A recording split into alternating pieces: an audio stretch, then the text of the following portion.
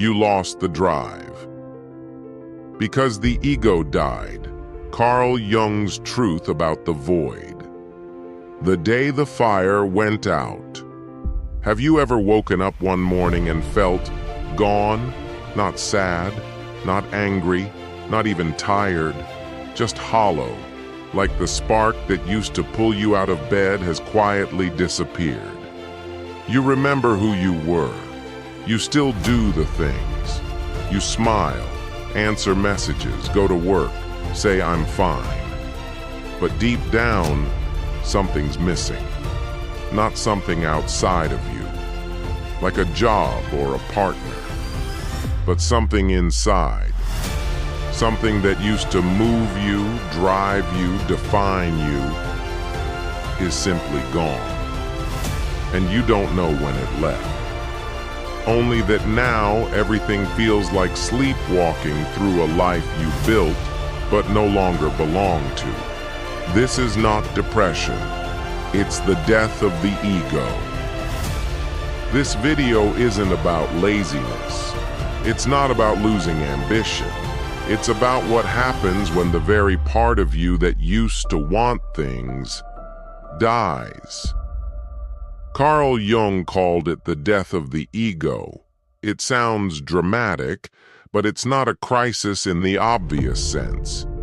There are no sirens, no public mourning, just an internal stillness that others mistake for being fine, a void where drive used to live, a deep, echoing silence where once there was constant noise, achievement, effort, goals. And if you're here right now, confused by your own numbness, wondering why you don't care anymore, it's not failure. It might be the most honest moment of your life. The psychology of the void. There comes a moment. For some, it's in their 30s. For others, after a spiritual awakening, when the mask cracks. You've spent years being driven. You chased grades, promotions, applause. You mastered to-do lists, crushed deadlines, smiled through exhaustion. You were the responsible one, the achiever, the strong one. But one day, the rewards stop feeling rewarding. You complete a task and feel nothing. You get praise, and it feels like static. You try to push forward, and your body resists. Your soul goes still. This is not laziness. This is collapse, a sacred collapse. The kind Jung said precedes real rebirth. Because when the ego, the part of you that was built to survive, to perform, to adapt, starts to dissolve, what's left is silence. And silence terrifies people. Modern psychology has names for this. Ego fatigue, post-traumatic depletion, spiritual apathy. But Jung went further. He saw this void not as dysfunction, but as a gateway. He wrote, "There is no coming to consciousness without pain." The death of the ego is painful not because something is wrong, but because something false is dying. The ego is the identity you created to survive in a world that demanded roles. You became the helper, the achiever, the pleaser, the perfectionist. You wore the mask so well, you forgot it was a mask. But eventually, after therapy, after loss, after burnout, the mask starts to fall. And what's left is the unmasked self, unpolished, unsure, undriven. You're not broken, you're raw. And the raw self doesn't care about performance. It cares about truth. I don't want anything anymore, and that's okay. This is the stage no one talks about. You've outgrown the old ambitions, but haven't yet found the new ones. The goals you used to chase, they feel hollow. When the performer breaks, the dreams that once fueled you, outdated. Even joy feels distant, like you're watching life through a window. It's not depression in the clinical sense. It's not burnout in the conventional sense. It's a psychological limbo. Jung called it the liminal space, the in-between. It's the cocoon between who you were and who you are becoming. And it's slow, quiet, uncomfortable, because the ego wants motion, wants to fix, achieve, escape. But the soul, it wants to feel, to listen, to dissolve, and re-emerge whole. The inner war, when stillness feels wrong. This is where most people panic. You wake up with no fire and think something's wrong. You're not excited. You're not pushing. You're not striving. So you judge yourself. But that inner critic, that voice that says you're falling behind, is the voice of the ego gasping for air. You are not falling behind. You are falling inward. Stillness feels wrong only because we've been trained to fear it. From a young age, we're rewarded for productivity, punished for pausing, taught that our worth lives in our output. So when the soul invites you into quiet, the body resists, because stillness was never modeled as sacred, only as lazy, weak, worthless. But Jung said, "In each of us there is another whom we do not know. He speaks to us in dreams and tells us how differently he sees us from the way we see ourselves. And sometimes that voice speaks not in words, but in silence." In the comments below, write one truth you've been afraid to admit, even to yourself. No pressure, no audience, just a place to be real. Save this video. Come back to it the next time the world feels too loud. This space is yours, because healing isn't becoming someone new. It's remembering who you were before the world told you to be something else.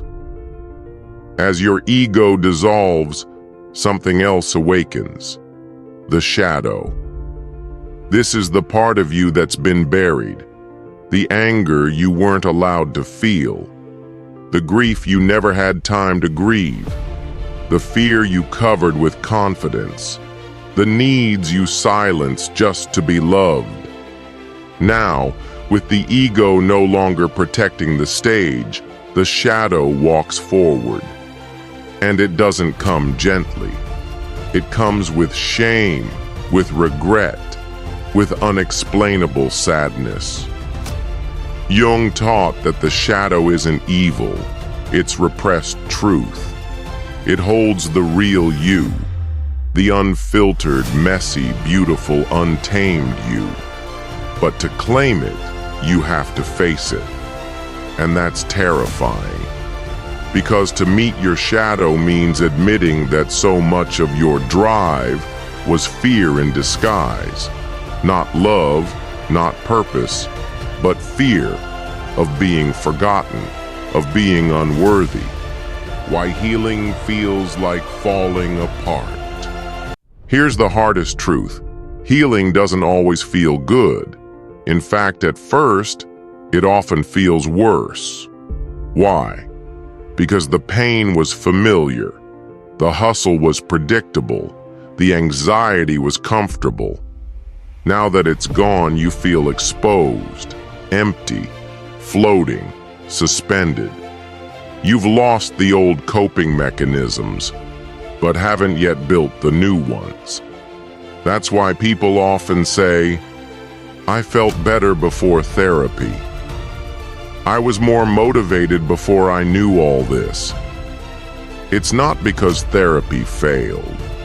It's because awakening disorients before it aligns. Jung called it the night sea journey, a mythic plunge into the depths of the unconscious. You go down before you rise. You dissolve before you become. And most of all, you lose the life you built from fear to create one built from truth. But I don't remember any trauma. Maybe you're thinking, but nothing bad happened to me. My childhood was fine. I don't have trauma. But trauma isn't just violence or abuse. It's any moment your nervous system couldn't process. And so it buried the response to survive. It's when you needed comfort and got silence. It's when you needed space but were told to perform. It's when you had to be the adult too early. Many high-functioning people are actually deeply wounded.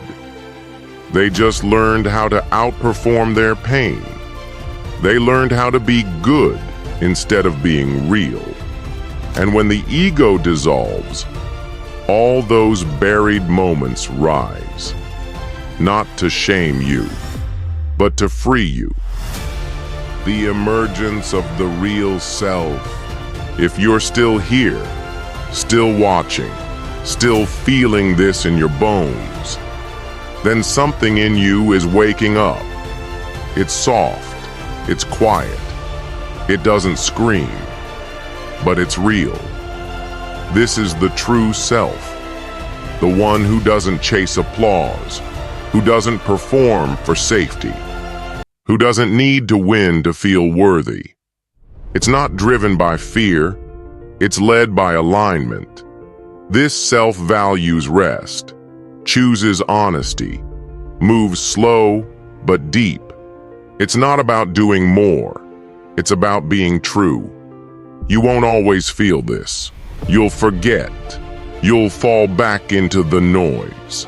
But the fact that you tasted this stillness, that you heard your soul whisper for the first time in years, that's enough.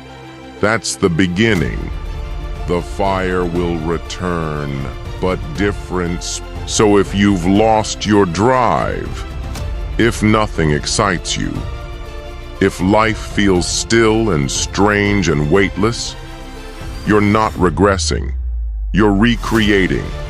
The ego is dying. The shadow is surfacing. The soul is listening. And eventually, the fire returns. But this time, it's a different fire. Not wild, not anxious, but steady, silent, sacred. It doesn't burn to prove, it burns to illuminate. And that fire is you. Speak from the stillness. If this video touched a quiet part of you, don't rush to fix it. Just breathe. Let this be the moment you stop running.